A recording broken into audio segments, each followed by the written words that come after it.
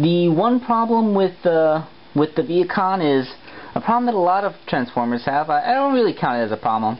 It does have a little bit of a hard time rolling. Like, the wheels just don't really have enough clearance. It's only rolling so well because this is foam and it can get a good grip on it. The undercarriage is completely washed out. Trying to readjust the light so you can see the undercarriage. It's basically the Vehicon all folded up. I mean, there's his chest, there's his head, there are his arms, and there are his legs. I mean, this is basically just a robot with it squatting, and then there's a car built around it. I believe you would refer to that as a shell former.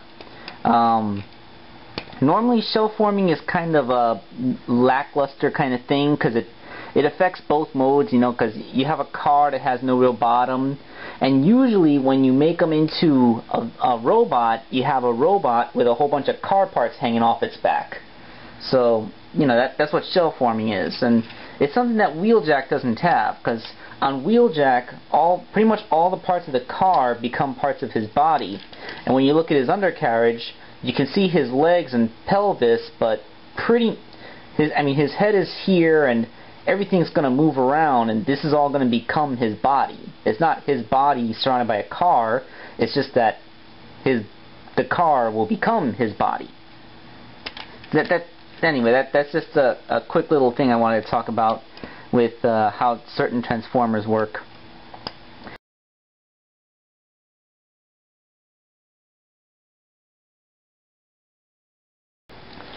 So, before I go out, I just want to say one thing about the Vehicons.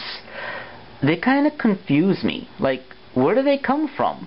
At first, I wanted to think that they were drone units, like their namesakes from the Beast Machines cartoon. You know, Vehicons, Transformers without sparks. They didn't really have a sense of free will.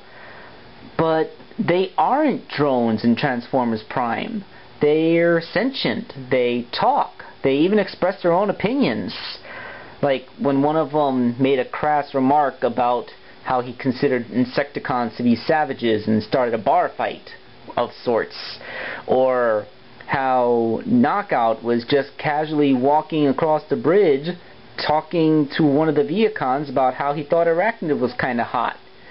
Or how about when the Autobots hijacked the space bridge and Fowler was talking to the ship, and he kind of Han Solo'd them by blurting out, "How are you?" And then Knockout was like, never better. I know it can be thankless down there, but keep up the good work, you know, like, yeah, I kind of like Knockout because he's the nice guy, Decepticon. I'm kind of sad that he had to die. No, not Knockout. Knockout's the evil doctor. I'm talking about Breakdown, the huge blue guy. I'm kind of sad that they killed him off. I really wish they hadn't. But still,